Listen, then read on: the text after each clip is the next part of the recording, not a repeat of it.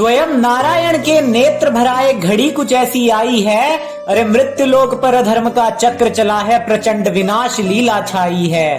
क्रोध में भरकर नारायण गरुड़ को आवाज लगाते हैं, वाहन पर अपने आरूढ़ होकर तदनंतर मृत्यु लोक को आते हैं।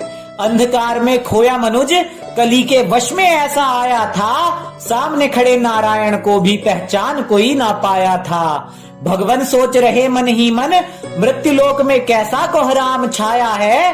पूछता हूँ चिरंजीवियों से, उन्होंने मनुज को अधर्म से क्यों नहीं बचाया है। भगवान तनिक गंभीर हुए, विचार एक मन में आया था और मन के भीतर से आवाज लगाकर चिरंजीवियों को बुलाया था। बलि विभीषण अश्वत्थामा संग विष्णु समक्ष खड़े जमदग्नेय थे, व्यास और कृपा भी साथ में थे और गदा लिए अंजनेय थे। सभी ने नारायण को प्रणाम किया, पर पवन पुत्र हनुमान गले से लगकर रो दिए।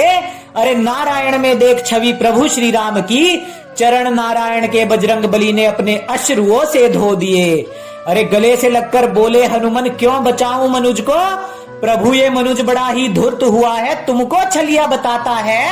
अरे तुमको है पक्षपाती कहता और मेरा हृदय छलनी हो जाता है। मेरे हृदय में आता है कि इन अधर्मियों के लिए निश्चित ऐसा दंड करूं, इन अधर्मियों पर गदा उठाऊं और मस्तक इनका खंड खंड करूं।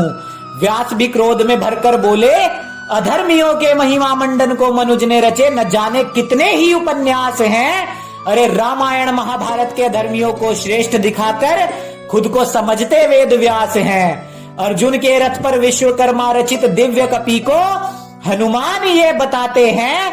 अरे करुणा और भक्ति की मूरत बजरंगी को भी पक्षपाती ठहराते हैं। सदा ही जिसने परमार्थ किया उस अर्जुन को नीचा ये दिखाते हैं और ग्रंथों में झूठे श्लोक मिलाकर अधर्मी को वृषा बताते हैं। अरे वृषा तो है जो धर्म को समझे और सदा से ही सत्य वक्ता है।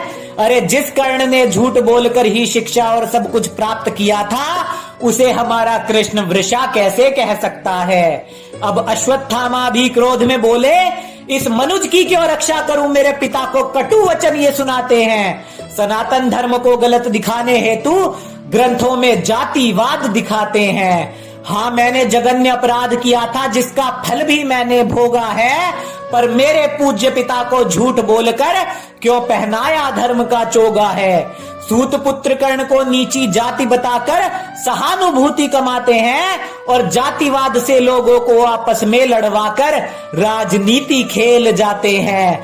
कृपाचार्य को भी ताव चढ़ा और बोले, दुर्योधन कर्ण को आदर्श मानकर ये समाज भी बन चुका धर्मी है।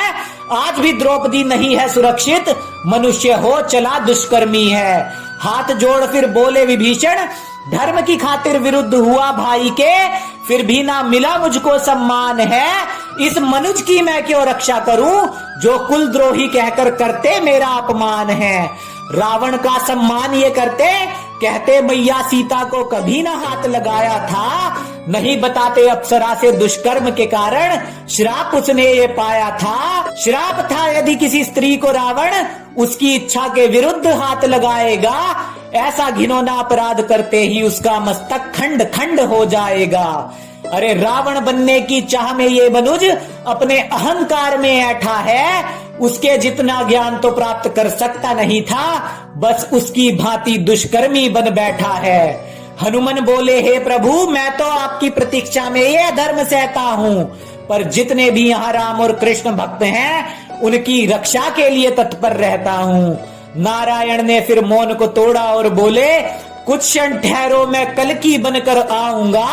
कली पुरुष की इस अधर्मी सेना में भीषण विध्वंस मचाऊंगा और धर्म योद्धाओं में भी संदेश भेज दो, दुष्कर्मियों की छाती पर तन जाओ तुम, उनके अधर्मी जीवन को काल भैरव बन खा जाओ तुम। अभी कुछ समय ये है तुम्हारी जिम्मेदारी, कहीं ना कोई दुराचार हो। निर्भया और आसिफा के आगे मानवता फिर से ना शर्मसार हो। जो सही मार्ग पर आ जाएगा वो फिर से स्वर्ण युग में जाएगा, और जो अधर्म में ही खोया रहेगा वो काल की भेंट चढ़ जाएगा। अरे कह दो जाकर दुनिया से, अब कल की आने वाले हैं, अधर्मियों के ऊपर संकट के बादल फिर से छाने वाले हैं। कल्कि का संदेश यही है, कली के दिखाए बुरे स्वप्न को तोड़ दो और ये नीच धर्मियों को आदर्श मानकर जबरदस्ती धर्मात्मा दिखाना छोड़ दो। द्वापर से भी महाभयंकर महाभारत अब हो जाएगा और कह दो सबसे अधर्म का साथ छोड़ दे, वरना गेहूं के साथ घुन भी अब पिस जाएगा। जाकर कह दो सबसे अब जरा विवेक का इस्तेमाल करो, अधर्मियों का महिमा मंडन करके ना तैयार अपना काल करो। कह दो जाकर अधर्म के भक्तों से, कोई कर्ण आज भी दुर्योधन को नहीं बचाएगा। अरे दुशासन से भी बुरी मौत दुष्कर्मियों को विष्णु का कल्कि रूप दिखलाएगा। ये मेरी कविता नहीं, ये है चेतावनी, अब अधर्मियों पर उतरना धर्म का रोष है। अरे कान खोल कर सुनो अधर्मियों, ये कलयुग के महाभारत का उद्घोष है। अरे कान खोल कर सुनो अधर्मियों, ये कलयुग के महाभारत का उद्घोष है।